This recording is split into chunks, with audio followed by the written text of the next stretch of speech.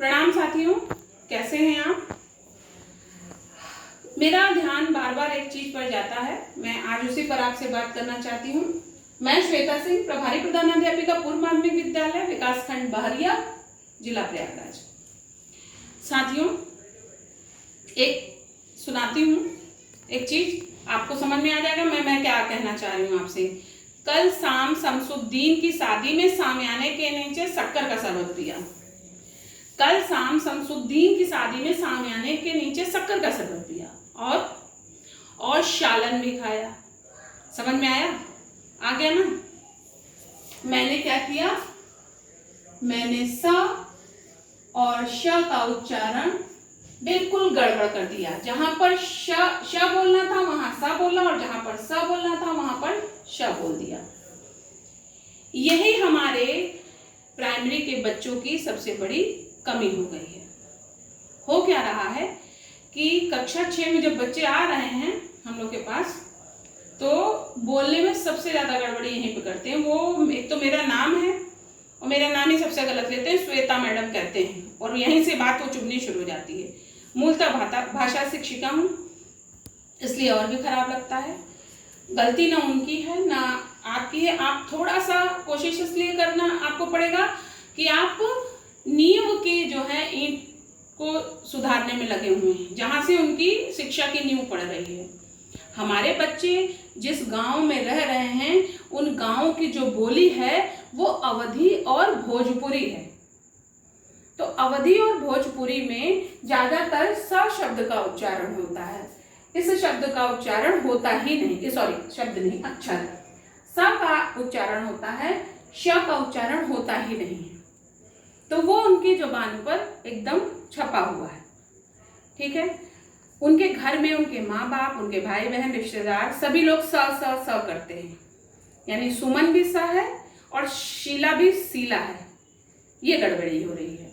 तो हमको करना क्या है, होता क्या है कि जब वो बच्चे उन जगहों से निकलकर आगे समाज में आ रहे हैं तो उनका आत्मविश्वास हिल जाता है, तब जब वो समाज में किसी के सामने बोल नहीं पाते हैं।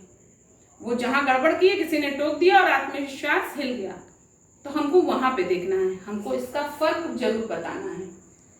दूसरा, ये पहला। दूसरा मेरा ध्यान गया है कि हम ये पढ़ाते हैं, इसको हम जब पढ़ाते हैं छोटा अ बड़ा आ कहते हैं। ये भी गलत है। हमको कभी भी उनको छोटा आ बड़ा आ पढ़ाना ही नहीं है। हमको आ पढ़ाना है, ई पढ़ाना है, छोटा आ बड़ा आ नहीं पढ़ाना है। तीसरा, इंग्लिश में शब्द होता है, इंग्लिश में जो अक्षर होते हैं एफ, जेड, इसका उच्चारण हिंदी में फ, ज की तरह होता है। ये नुक्ता लगा है, ये नुक्ता उर्दू में लगता है तो फ का फ और ज का ज हो जाता है।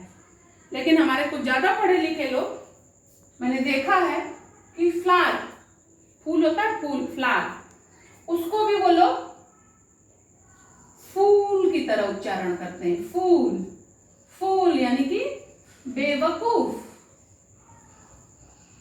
फूल। तो जहां पर ध्यान रखिए, जहां पर फ है वहां फ बोलिए, लेकिन जहां पर फ है वहीं पर फ बोलिए।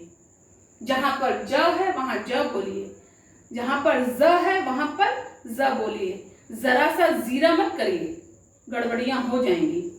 और यही गड़बड़ियां आगे चल के वो व्यक्तित्व के जो होते हैं वो ड्रॉबैक्स होते हैं, मतलब व्यक्तित्व को एकदम खराब कर देते हैं, किसी भी व्यक्ति के व्यक्तित्व को। फिर आपने सुना होगा, एक शब्द लिखती हूं,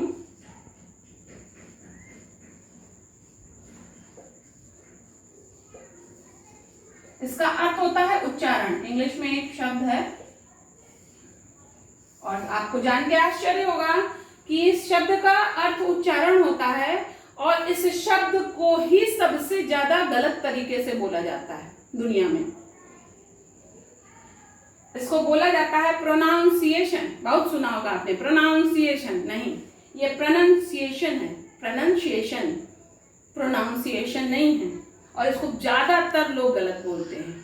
बहुत सी चीजें हैं, छोटी छोटी चीजें जिनको हम ध्यान रखकर हम अपने बच्चों के जो है वो उच्चारण को सुधार सकते हैं।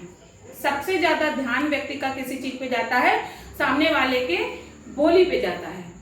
तो यदि वो बोल अच्छा ले रहा है तो आधी बाजी तो वो जीत ले गया, और अगर हम बोल ही नहीं पाएंगे तो हम बहुत समाज में पीछे रह जाएंगे, हम वहीं से पीछे ढकेल दिए जाएंगे, हमारे पास आत्मविश्वास ही नहीं रहेगा तो हम कुछ नहीं कर पाएंगे।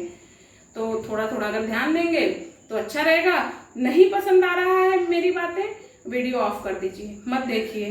लेकिन अगर अच्छी लग रही है तो आगे बढ़िए, सकारात्मक होकर हम लोग को जीना चाहिए। हम शिक्षक हैं, हमारा पहला गुण होना चाहिए कि हम अपडेट हों। जैसे हमारे मोबाइल अपडेट्स होते हैं मोबाइल में, वैसे ही हमारे अंदर भी अपडेट जरूर होना चाहिए हमको।